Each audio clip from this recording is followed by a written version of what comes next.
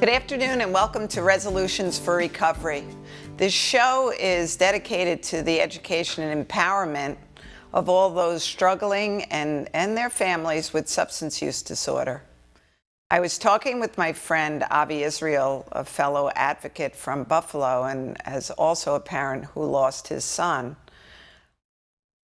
Thinking back, these 2 months, actually through the end of June, is dedicated to prevention. So being a mom on Long Island and him being a dad up in Western New York, what could have we done? What could we have done? My kids were on sports teams. I'm a good mother, stable home environment, family involvement. What went wrong? Well, a family, actually 3 families every 2 days wake up and say those very words. What more could we have done? Where did we go wrong? You are not safe because your child plays on a sports team. That is actually the first place where they will probably have a beer or something with their buddies or their teammates at a celebratory win or a commiserating loss party. So all of these things, parents, we need to listen with open ears. We need to listen with an open heart. I am trying to really empower you and to educate you on what else we can do as parents.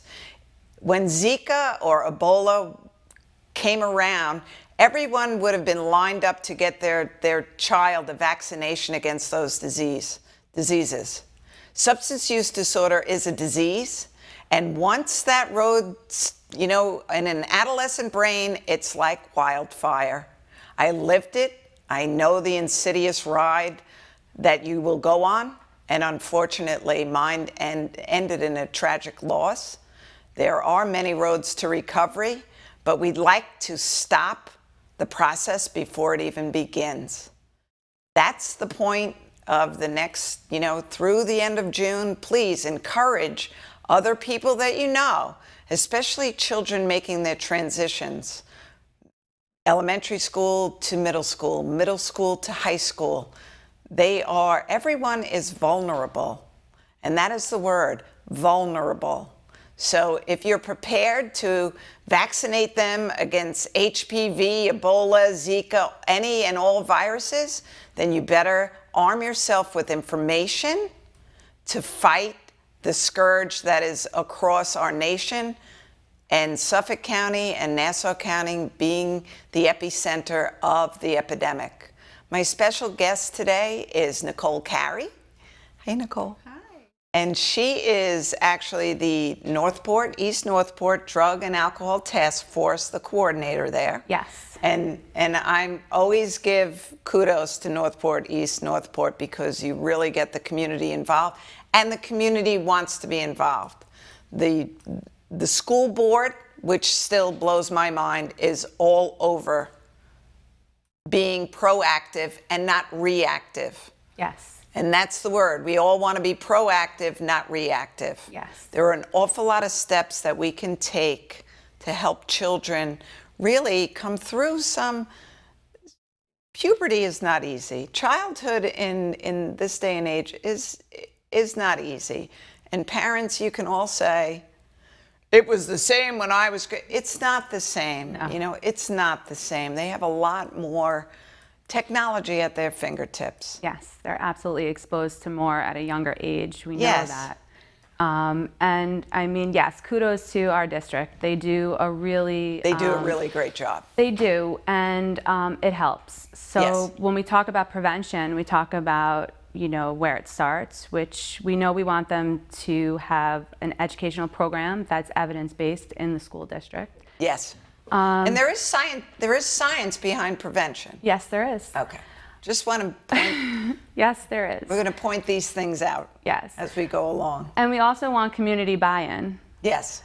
So it's one thing if they're getting messages in schools, but it's a different thing if they're getting separate messages outside of schools. So we talk about, like, from our coalition, and what we do as a community is we look at, what are our community norms? What's going on outside of the area where we control the information that's being delivered?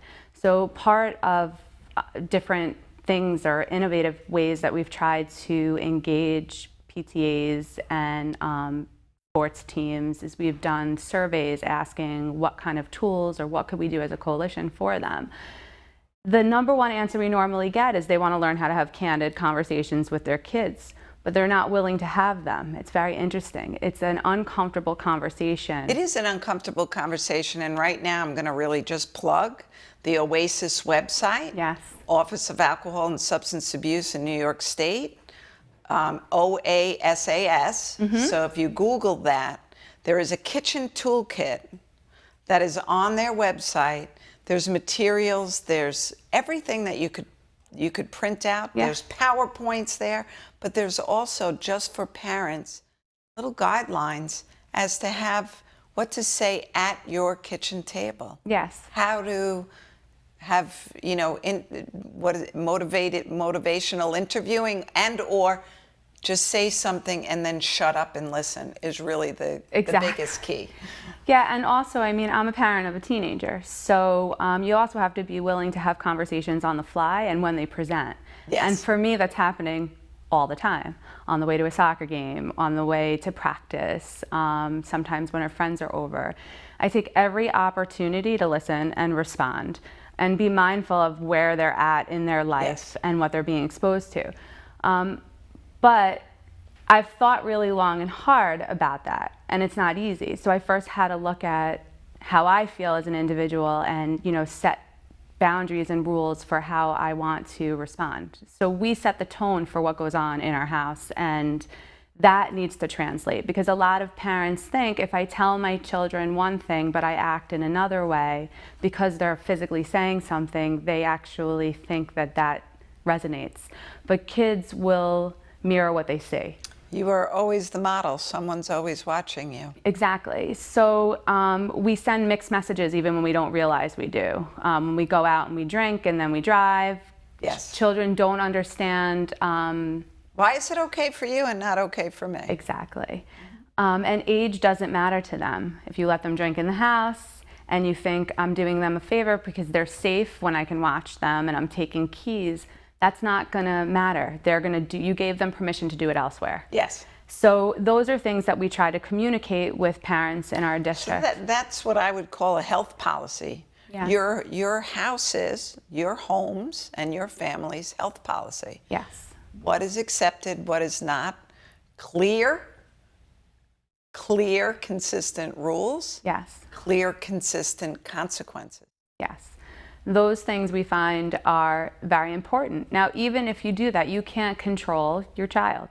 Correct. But you need to be willing to have resources or be invested in what the consequences are going to be if they choose to make a decision that doesn't match how you set the boundaries in your house. And that's another thing. It's the follow-through attached to it. So a lot of times parents will say, I found this, I found that, what do I do? Well, can I drug test? Can I not? You have to think about the consequences on the back end. If you drug test and you find out that your child is using, what are you willing to do? Those are the type of tools and resources that we try to give parents so that they can feel comfortable and really not be reactive, but proactive. Yes. In their choice, and basically map out a plan before it happens. That's why prevention and education at such a young age is important. We go down to elementary school, we talk to PTA and the families, and we say, we know that this is an awkward conversation. Your kids are 10, 11, 9 years old. The average age of onset, however, was just reported as 11. It is, and it's 11.7 to be exact in our district. Yeah, 11.7. So I know when I look at a 10 and 11 and 12-year-old, to me, they're babies. And yes, as adults looking at them, they're babies. They're a lot smarter. They carry around a computer in their hand. They have access to information that goes well beyond what they are emotionally, spiritually, mentally capable of deciphering. As a society, we've done a lot of educational demands, but we've lacked on the emotional Yes. so that emotional development doesn't necessarily meet where they're at. So there's a huge disparity. So we think that they can, handle it, but they really can't. Right. And so it's confusing for us because as parents, sometimes we see them act or mirror, do things. They're savvy on a computer from an education standpoint. They look older. Yes.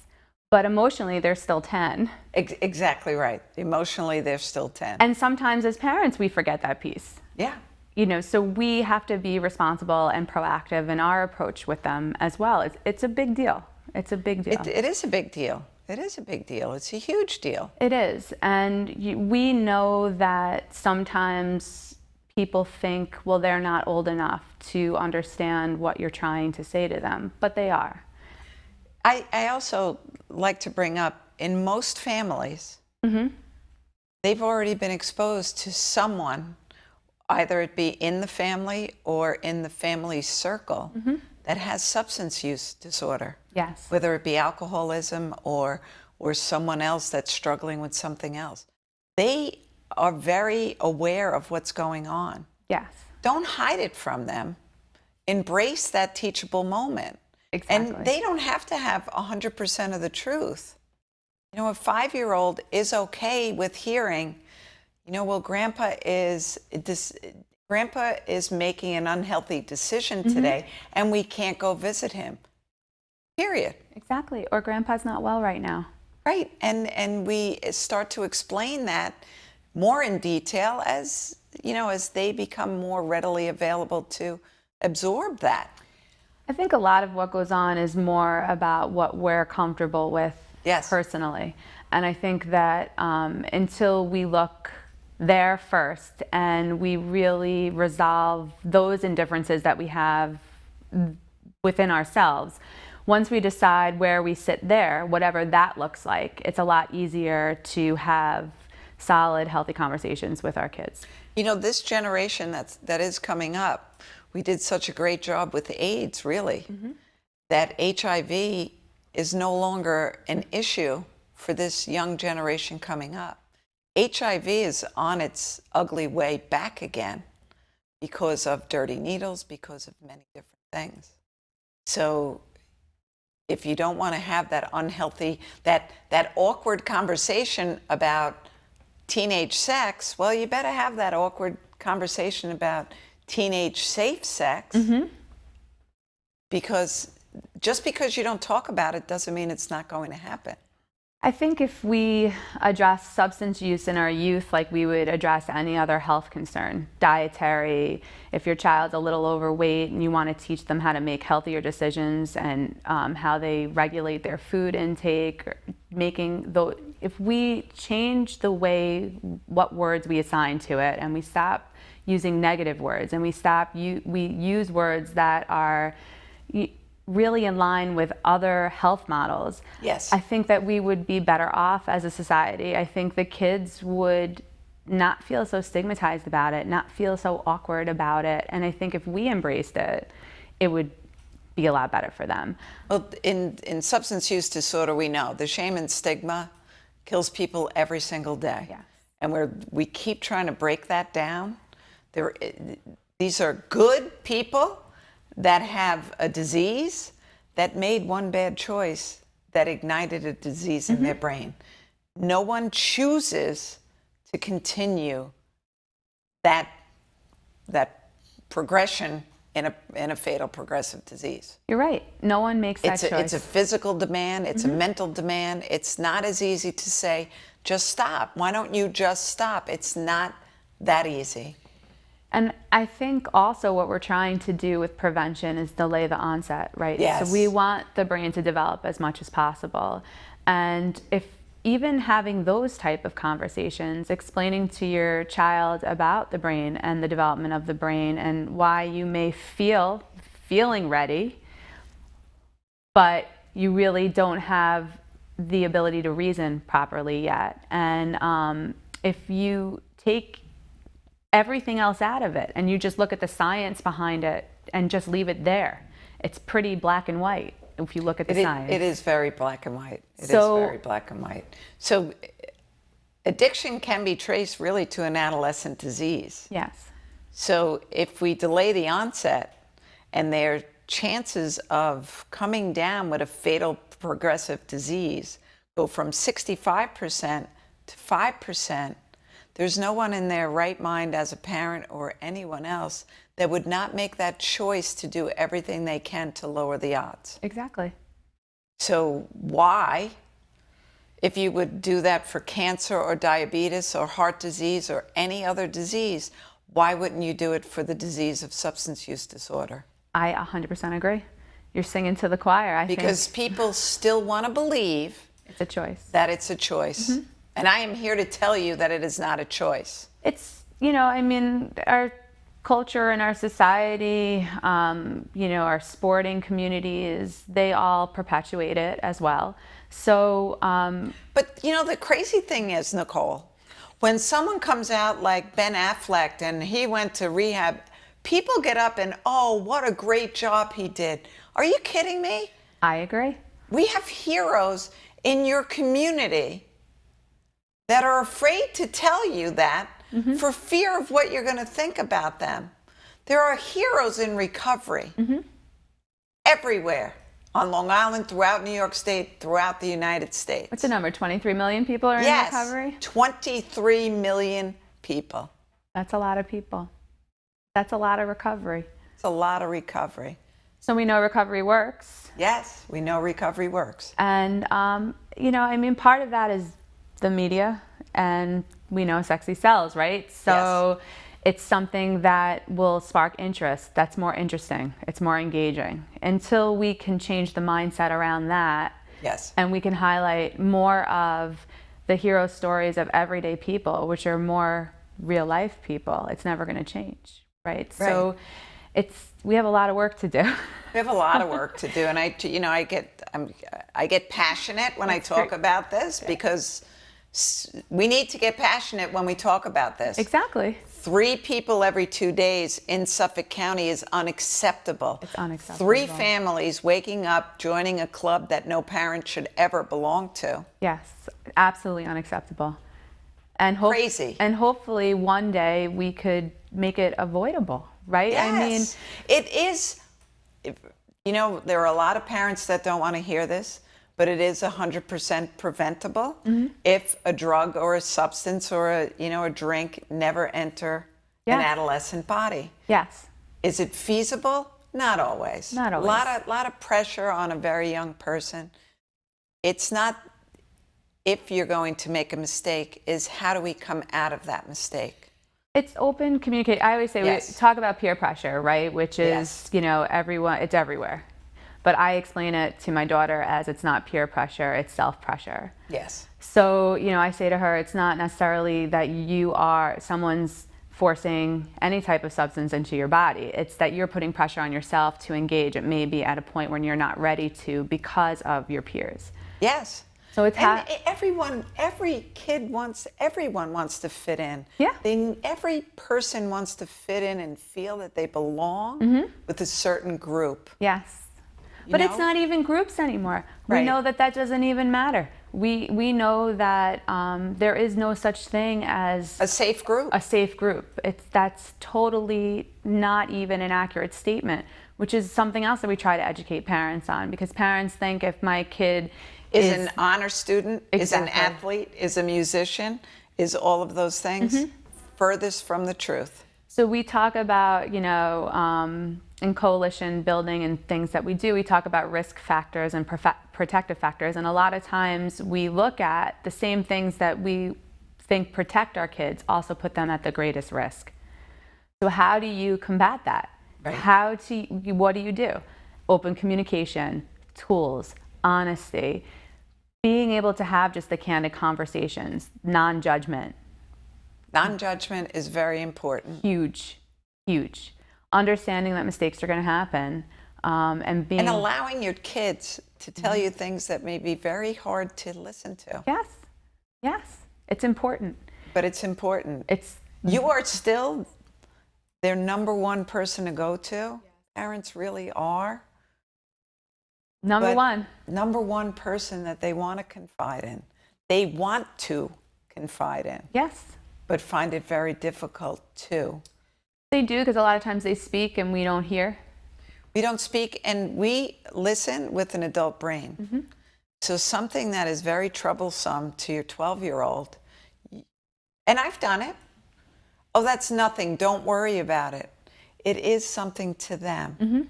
So when they were babies, little people, little problems, they're still little people. That's a big problem now. It is. So taking the time to step back and go, all right, I hear what you're saying. How can how can we solve this for you together? Not solve it for them, because they need to develop those coping skills. Yeah. And they should be like muscles. We need to build those muscles so that they can make those healthy decisions. Coping skills and effective tools that they Yeah. can use and exercise and feel comfortable, realistic ones, right? Yes. So they have to be able to exercise the escape or the strategy that you're giving them to use. And it has to be appropriate and, something that you openly talk about all the time. Because we think a lot of times, because our kids get some education in school, Yes. that they know the right thing to do. They know, who to go to, how to ask, or how to behave. They know how to remove themselves from a situation, but that's not always necessarily true. And the analogy that I would make is, how long does it take your kids to learn spelling words or, multiplication tables or any? It's repetition. It's always repetition. So most school districts give that drug talk maybe at one assembly, maybe 4 times a year. That's not repetition enough. It's not, and it's not broken down into numbers that are actually going to have a real effect. So big assemblies are okay, and they're appropriate in some elements, but being able to have candid conversations with a Yes. group of 20, 25 kids is a lot more effective, because you can pay more attention to questions. They're less likely to stay quiet. When you do big assemblies, you lose. Come on, you remember, if you and I went to a big assembly now, you and I would start talking about something other than listening to the speaker. What do we do That's when we go to human big nature. assemblies? Squirrel, you're not going to pay attention to the whole thing. Exactly. And they're overdone. So they're checked out to it. Yes. They kind of don't think it's important. It's not relative. A lot of times those scare tactics don't work. don't work. And a lot of times, unfortunately, we have some great young people that are in recovery sharing their road that they went to and came back from. And kids will say, well, they're still alive, they're still good. Unfortunately, that we're dealing with kids. Yes. We're dealing with that mentality. So, I mean, that's an interesting dynamic too. It's one of the things that we talk about. I sit on the school outreach committee with John Venza for Communities of Solutions, and that's one of the things that we're bringing to the table is when you're bringing a speaker in or you're doing something. Vet them. Not only vet them, but what's your vet target them. population? Yes. What's the message? Who's the message for? What are you trying to reach by bringing this individual in? Is it even relative? Because you're right, a lot of times school districts just check a box. They check a box. We did this. Covered. We're done. good. Yeah, we're good. And we feel that we can rest our head at night. But it's not enough, apparently. 3 kids every 2 days. Yeah. It's just not enough. But in Northport, again, I'll blow your own horn. I love that teachers Yes. in English, in science, in math, engage statistics and or what's going on today, back in history, back wherever. They bring the drug pandemic to life Yes. in figuring out the number of overdoses as a percentage. It's the constant talking about that subject So they're to keep it here. Well, they're using real life situations. They're using what's going on in real time, and they're transferring it into an academic Yes. element for kids, which is good. So it's kind of like you're getting the information, but you're also getting them their academics that they need, We also have a really supportive superintendent who's really amazing, and he's really invested in doing good in the school districts. Anthony Ferrandino has worked Well, so Northport hard. Yeah. will, you know, you have a certified alcohol substance abuse Yes. counselor on staff in your school district. We do. And I can't even imagine how many kids he's been, you know, throw the roadblock in front of, you know, and bring lot. them to a different path. He does, but he's also very engaged in working with all the different counselors in the different buildings, and really progressive and innovative about doing things around prevention and drug education and just being aware. So all of those things, it's everybody working together, Yes. coming to the table, recognizing that we want to do something as a community, and how does that work and how does it happen? We can't function in silos. It doesn't work. It doesn't work. It never worked. And we're really beginning to see that. You know, my parents standing on the side of a soccer field, talk to the other parents. If you don't want your son or daughter riding to 7-Eleven, there are probably 15 other parents that don't want that either, but they all think that everyone else is allowing it. When you come together as a group, you can say, no, this is why I don't want you going there, Yeah. you know, Well, you and also- give reasons. You have to give reasons, but you have to be okay with saying no, and you have to be okay with your kid maybe being angry with you. You know, your kid That's is... being a parent. Yeah. I was pretty unhappy when I was, you know, and my father used to give you the good old words, do you really want something to cry about?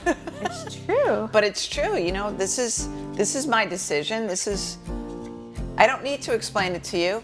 You're not ready to do whatever it is you wanted to do, and the answer is no. Now go watch TV or go to your room. Find something else to do. We'll be right back after this message.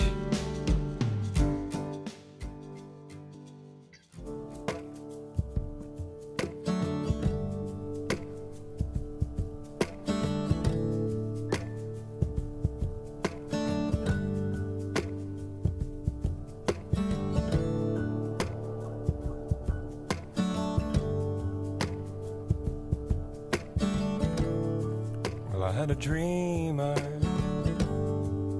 stood beneath an orange sky.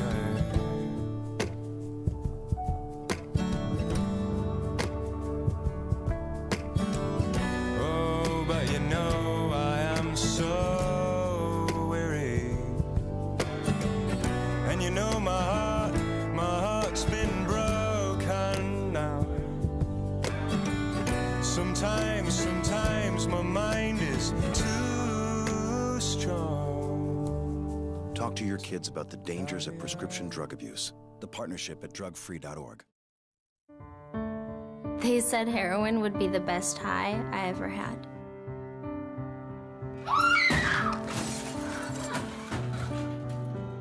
Sweetheart? Sweetie, listen to me.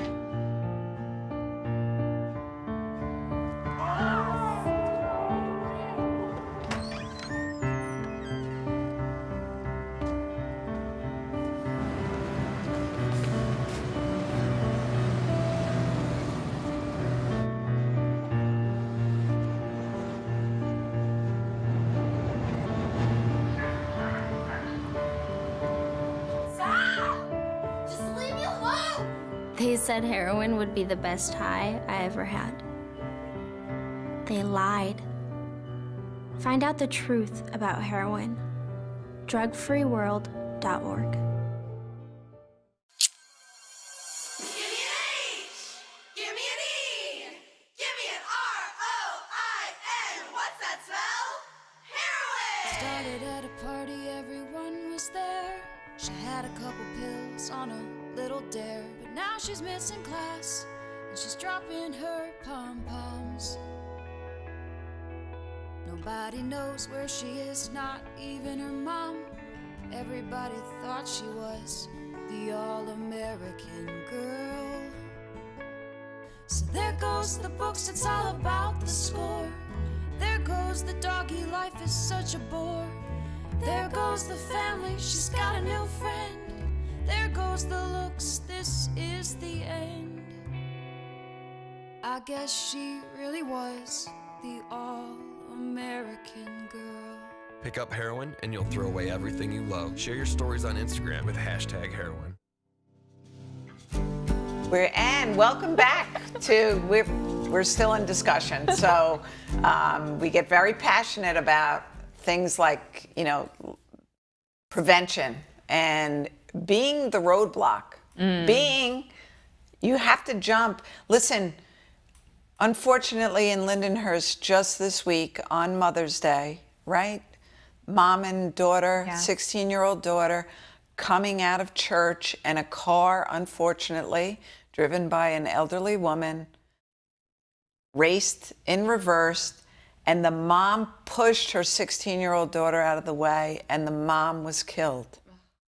Horrible. It's horrible, but we as parents, you would do that for your kids. So why aren't you willing to be the parent and say, no, this is unacceptable. This is unacceptable behavior, and I'm going to tell you all the reasons why, and I'm going to keep you safe. I'm going to keep you safe. You're right. It's all about safety, but it's also about public perception, right? Yes. And that's the problem. Because as parents, we're too nervous about what Jane or Bob down the block is going to say about me if I decide that, you know, no, this isn't okay, or this is how I feel. You know, Nicole, me as Linda Ventura, I could have kept quiet about an awful lot of things. I don't give a damn what anybody else wants to criticize me as a parent, as a mother, as whatever they want to criticize me. People close to me know who I am and what I stand for, and everyone else can go take a bus someplace. I don't care. It doesn't affect my daily life. So if you are going to put the health and welfare of your family over what your neighbors may think about you, shame on you. Shame on you. Shame on you. I agree. You know, we just had a really fabulous event 2 weeks ago in Northport. We did. And Kim Laube from Kim Hugs. Laube, thank you very much. She was our MC for the night. She was amazing. She is a rock star when it comes to prevention. She's a rock star. And we're just bringing up some photos. So, Nicole, look, there's Anthony Ferrandino and you. And that's Patty, and that's Sean Boylan. So Sean and Anthony are the co-chairs for the task force, and Patty is our secretary. Beautiful. And there's another, that's the same picture in a different order. And so the premise, there's Kim Laube and Mary Silverstein. So I must give a shout out to Central Nassau Guidance because they're our fiscal agent and partner in our coalition, and the money that we got to be able to do such great community outreach like this. So it's community outreach. You brought all children. 6 elementary schools. So there's 6 elementary schools in our district. So we did 5th grade, and basically, so here are all the 5th grade classes, 6 schools. Okay, we won't watch the pictures. We'll just let the audience take that in for what transpired on a great fun evening. It was. So for families. It was for families. So we wanted to encourage fun around prevention. And what we did was it should be centered around fun. It should. And prevention is the byproduct. Exactly. Because everyone had a fun time without a drink or a drug. Exactly. And And I'll add a potion for Steve Chasman. Just a little shout out. So true. So we had there were teams of 7 kids each, and each school went against each other, and they had different rounds. And so Family Feud, just like the show that used to star Richard Dawson and now Steve Harvey. Just fun? Fun. The kids were surveyed. So we did a 40-question survey based on Too Good for Drugs, and we mixed in some of the community elements, like where's your favorite ice cream shop, what do you do with your friends for fun, and it was a good way for us to find out how well are they doing with their refusal strategies, how well they understand the curriculum that's being delivered to them, and then also kind of get an idea of what are they doing for fun at this age. Yeah. And where are their favorite places to go? Because I want to just point out for parents for this summer, Yeah. When I see kids riding with a backpack, especially when they put the backpack by the garage and then leave the house with you seeing them take a backpack, Yeah, you need to be all over that backpack. you do. They don't want to carry a backpack to school, let's be honest. It's So why true. do they need it on the weekend? I agree. So you're the parent, you're the greatest detective. You know, there's a commercial when they're bringing different weaponry, and the mother goes, "You're not taking that," and the whole commercial is Yeah. based on that. That's what we should be doing. Yes, we should. So this event was huge for us because we were able to engage like 300 kids and families. The families were totally blown away about even the type of information that their kids knew. So we actually, Oh, that's awesome. it was because parents were like, I didn't even know that my kid would understand that by drinking alcohol, it would, affect their brain development. So it really it gave them tools to be more Nope. comfortable and open the door to have conversations. Yes. It also created team building. So there were a couple of times when kids would come up and they'd, hit the thing and then they didn't know what to say. So Kim was like, go back and talk to your team. So it encouraged them to talk to each other in a world today where we're so tech savvy Yes. and we don't do this anymore. Correct. It allowed them to really engage with each other, and then we gave participation awards. So we gave Kids love awards. spinners. Yeah. We gave out spinners like crazy. Each school had won awards for the best anti-drug message. So each school had like A poster? a poster. Well, they had Oh, there's one. Choose to refuse. Choose to Refuse. So all of these different posters hung throughout the hallway in the school. And each school had like 3 feet where they had a huge poster, and they had all anti-drugs, and they were colored by their school. Like some were red, some were blue, some were green, and it correlated with their school colors. Great. We had people looking around for best participant in the audience. So we had there are all different ways to win prizes. So it wasn't just about if you sat up and you were on a team. Right. We wanted to engage everybody Everyone. where they were at. And it was huge. It was very successful. And our biggest thing that we need to worry about next year is a bigger venue, which is a great thing. Which is an awesome thing. But these are things that communities can do Yes. to, really just keep in check. It used to be that everything was centered around a school and a church and all of those things. And we're all living in silos now. We all retreat. Nobody waves high anymore going out to, it's sad. It's just, it was it was fun. And It is fun to get to know your neighbor. yeah, and it was good to see the kids enjoying learning in that element and because you have to make it fun. So teaching them prevention in a fun way, having them engaged. They didn't even realize that it was educational. They didn't, but Right. I mean, they were awesome. I mean, isn't even a good, the energy was amazing. The parents felt encouraged. It was a real community feel. And it was, And this is how we stop a pandemic. yes. It's very hard to stop it when the disease has progressed. But our 5-year-olds moving on up, if we start to change their perception of everything, It's like the Then- smoking messages. exactly 10, 20 years from now, because we do focus on heroin and opioids. Listen, that is the biggest threat in our It is. country right now. However, 5 years from now, it may be back to crack cocaine. It might be something other that we never heard of. Some genetically modified something that comes along. Yeah. So we don't know what's on the horizon, but it's not the drug that's important, it's substance use disorder. And I'm Yes. going to say it again too. Alcohol is still the #1 killer It is. in America today. It is. And from Memorial Day to Labor Day, we lose the most young people in our country because they're certainly not ready to drink, period. Certainly not able to add driving on top of that. True. So, you really don't want that phone call in the middle of the night. Well, I mean, and a lot of people forget that it mostly starts with the gateway drugs, Absolutely. which is alcohol and marijuana. Most often more than not. They're not starting out with... Nobody starts out shooting heroin. No. No. So it's really interesting that you say that because we do live in a really awesome district and we're very progressive and we do a lot of innovative things to engage the community, but we still have a huge issue. Yes. Binge drinking is huge among a lot of the youth.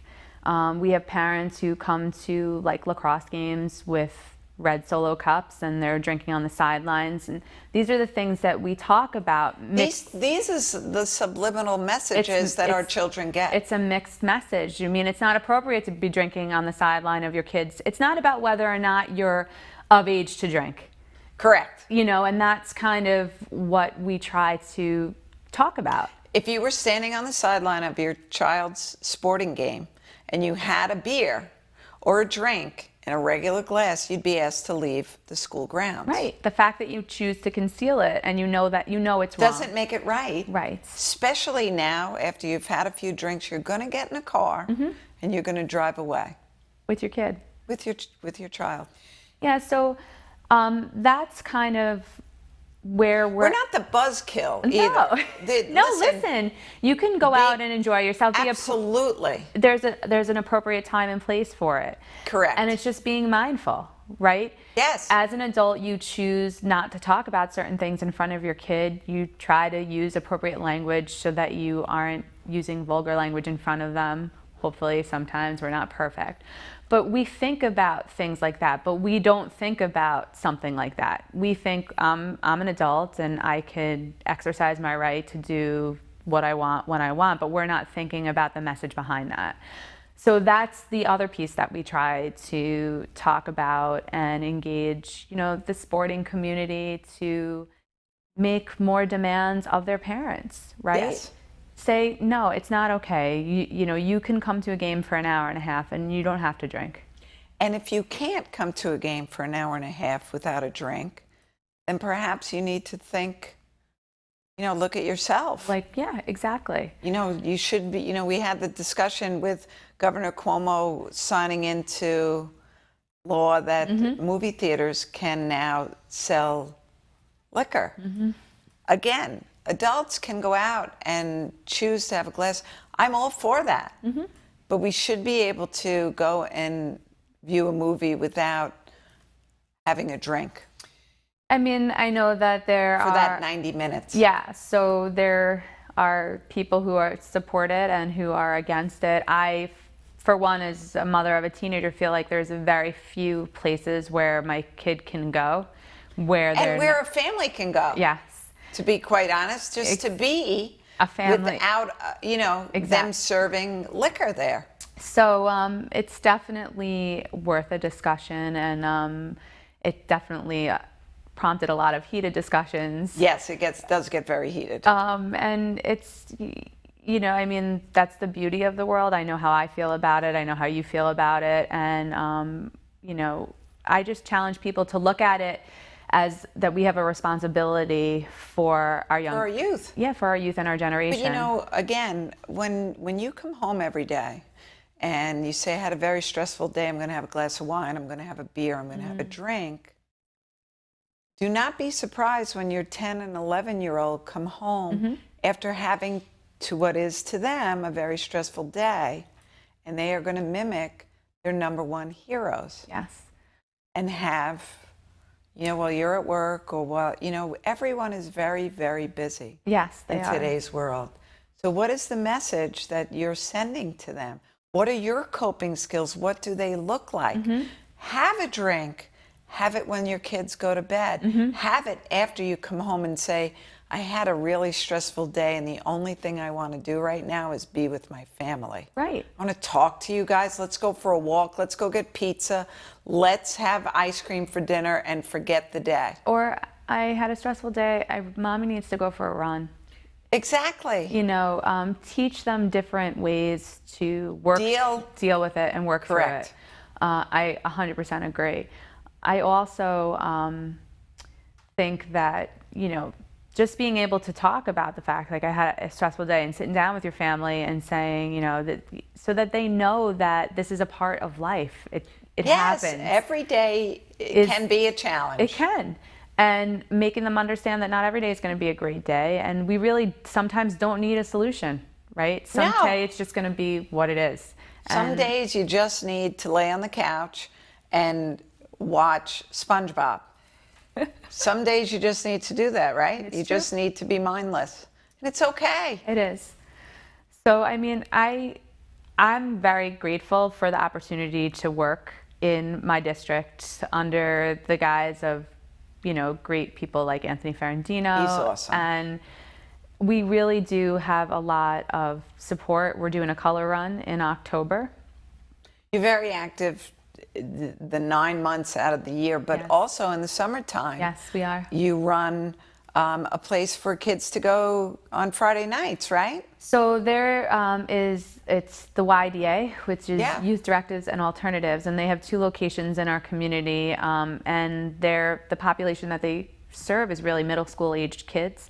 And there's one in East Northport and one in Northport, and it's a fun place to go. it's a fun place to go. And they're safe. They're safe. They're drug free and smoke free. And there's activities, music rooms, reading rooms, computers, and they also do trips. Like in the winter, they go skiing. They also go surfing. They do a lot of active stuff. And we're working on something for the summer for family. Family fun night. Well, in Northport, I know they do. Well, let's be honest. On Long Island, a lot of communities do music night. They do. Gather your family up. Go do that. These are free activities. We should all. Very little is for free. Yes, especially here on Long Island. This is true. So we should Encourage. We live in the most beautiful place for the summer. We do. So, enjoy it. Enjoy it. And we have a barbecue coming up in July that is going to be in East Northport, and it's free, and you can come with your family, and we're going to have a gaming truck and a whole bunch of other different things for kids, and we encourage families to come out and do it together. And even though this is Northport, East Northport, I would encourage everyone to investigate what coalition is available Yes. in their community and or neighboring communities.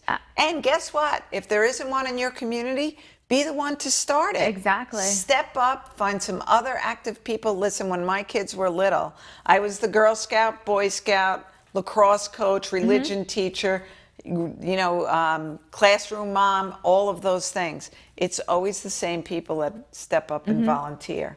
So find other like-minded parents and step up and volunteer and engage your community into this. I agree.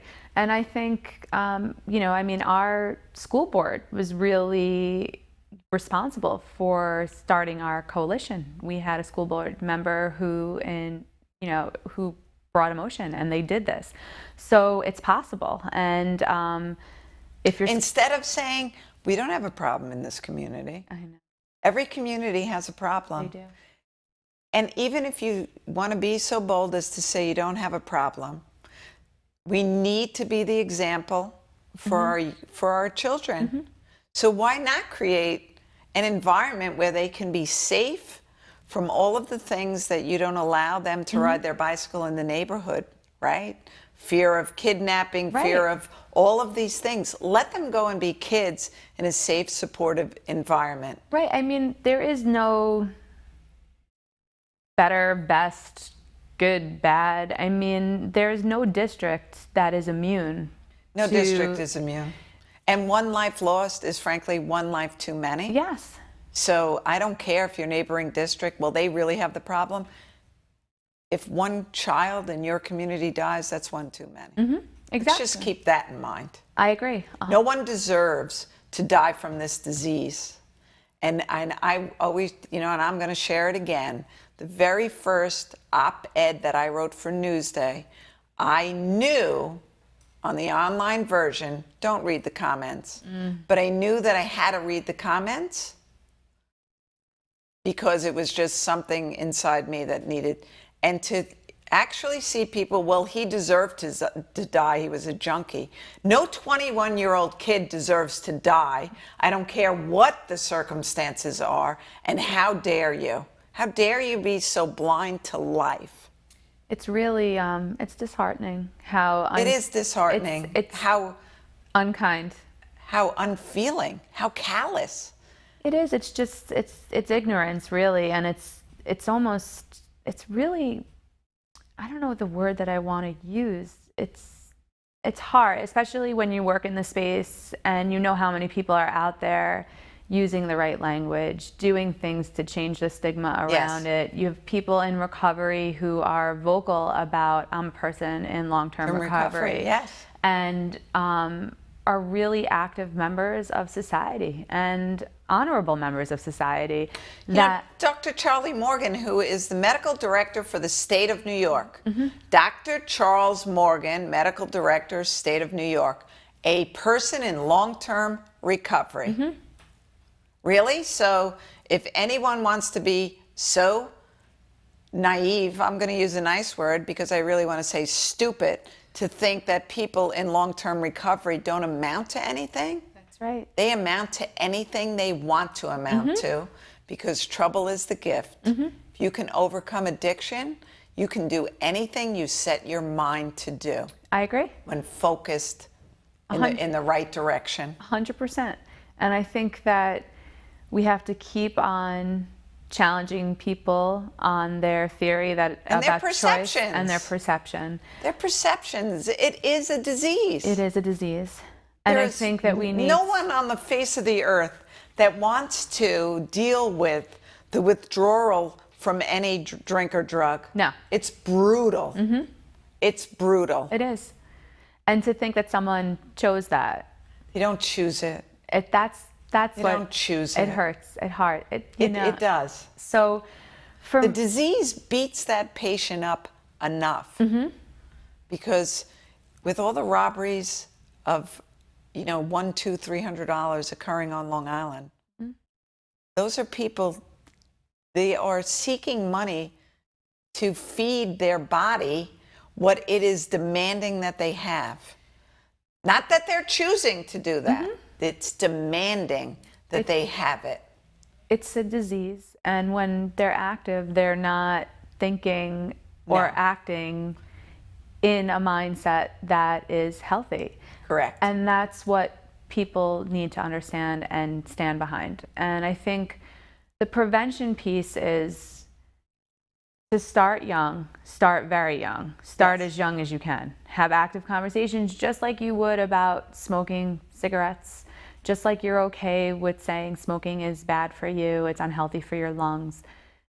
Use the resources in your community to... Mommy exercises every single day because she wants to be the healthiest that she can be to be in your life forever. That's a message. It is. And sometimes mommy exercises because it's not just about the physical benefits. Sometimes it helps me clear my head, and that's okay too. So it's teaching different methods like that. Sometimes mommy needs to go to yoga, whatever works. Right. It's doing those type of things. The younger we do it, it's mindfulness. Mindfulness. And the more comfortable we are with having the conversations, and the more mindful and deliberate we are in the messages that we send to our children, the more they're going to be like minions, right? So they are minions. That is how you want to look at it. Yes. And you want to you want them to feel encouraged and empowered by the good choice, which is why Family Feud was so successful, because really they felt empowered and they were inspired by wow, this is really fun. I'm doing something that's healthy. I'm talking about making healthy choices, how I do this, and it was cool. It was fun for them. Yes. So those are the type of things as a community or people in community, as a parent, you should think about engaging with your kid. You can... I know Dr. Michael Delman has shared with me that when his children came home from kindergarten, first grade, and he used to smoke, that they were all over him, and he quit smoking because of what they were learning in School. In school. He stopped a destructive behavior because of what his children were learning. And he was a medical doctor to boot. So we can do this. We can change the course of the direction Yeah. of this pandemic. It's the mindset, and it's the mindset about kind of what's acceptable and what's not, because we've also indirectly done that, and we've almost compartmentalized choices to, okay, well, at least my kid's just drinking. Well, at least my kid's just smoking marijuana. So it's looking at those thought processes too and saying, Yes. why am I saying that's okay? Right? It's not okay. It's you not know, especially okay. when you say back to them, your child's 13. Yeah, but at least it's not that heroin stuff. Well, really? It could be a lot worse, or I did that when I was younger. That's not the answer. That's not the By answer. the grace of God, you're here today to talk about when you were younger. Right. You really wanted, I often equate a lot of times with parents. Would you play Russian roulette with your child? Would you? Would you allow them to put a gun in their mouth with one bullet, not knowing where it was? No. So if you're not willing to do that, then don't let them start other destructive behaviors before they're ready to accept the consequences. The age of, to buy alcohol, to drink alcohol is 21 for a reason. Yes. It's not arbitrary, right? Insurance companies, car insurance companies, and car rental companies know the best age is 25. That's when we start to get a break on insurance and when you are legally able to rent a car. Yes. So keep those thoughts in mind. I agree. I really. And we're not trying to be Pollyannas or anything else. Hardly This Pollyannas. just works. It works, but it's also, it's not about. Listen, it's not about what you ultimately choose to do. It's having an open conversation and a dialogue that's honest and real, and saying, look, this is where it's at, and being comfortable in just that. And hopefully you'll feel comfortable or empowered to make better choices for you and your family. Thank you so much, Thank you Nicole. for having me. Thank you for joining us this week. And please, it's a conversation. It's not how many times you fall down, it's how you get back up. Have strategies built in for your teenagers for this summer, and clear, healthy choices and consequences and dialogue. Have an awesome weekend. Good night.